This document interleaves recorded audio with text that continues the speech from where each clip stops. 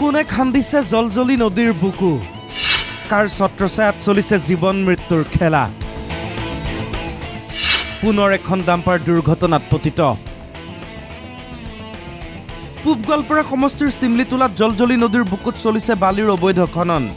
সেই খননে এতিয়া ভয়াৱহ ৰূপ ধাৰণ কৰিছে 4 লেনযুক্ত পথ নিৰ্মাণৰ নামত বালি মাফিয়াৰ দৌৰাত্ম একাংশ লোকে জেচিবি মেচিন লগাই জধে-মধে কৰিছে বালি খনন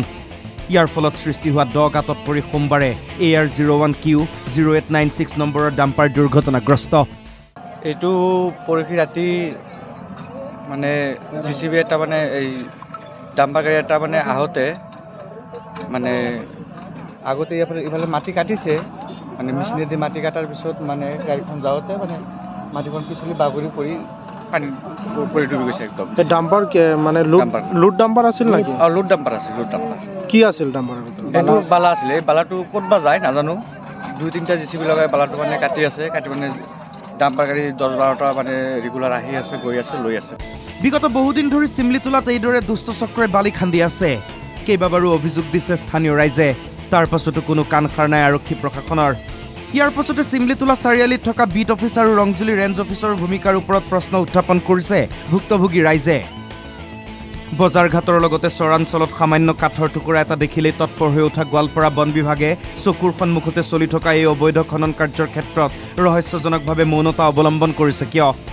নৈপৰীয়া শতাধিক পৰিয়ালৰ জীৱন আৰু সম্পত্তিৰ নিৰাপত্তাৰ স্বাৰ্থত এই কাৰ্য শীঘ্ৰে বন্ধ কৰিবলৈ স্থানীয় ৰাইজে দাবী জনাইছে প্ৰশাসনক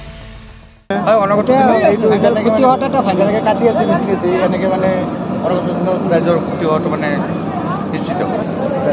অঞ্চলৰ মানুহবিলাক পাৰ অলপ অসুবিধা চব্জি লৈ আহোঁ ক'ত বা কি কৰিম এতিয়া ঠাণ্ডা দিন অলপ নিউজটো পৰি থাকে ঠাণ্ডা দিন দিনে ৰাতি ইয়াত চলে ডাম্পাৰ সেই ডাম্পাৰ ক'ৰ পৰা আহে ক'লৈ যায় কোনেও নাজানে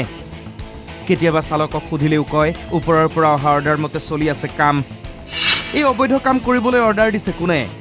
আঁৰত আছে কোন ৰাইজে সেই প্ৰশ্নসমূহৰ উত্তৰ বিচাৰিছে ঘটনা ঘটিয়ে আছে ইয়াৰ পাছত প্ৰশাসনে কি ব্যৱস্থা গ্ৰহণ কৰে সেয়া হ'ব লক্ষণীয় বাগমাৰাৰ পৰা ইনামুল হক NKTV+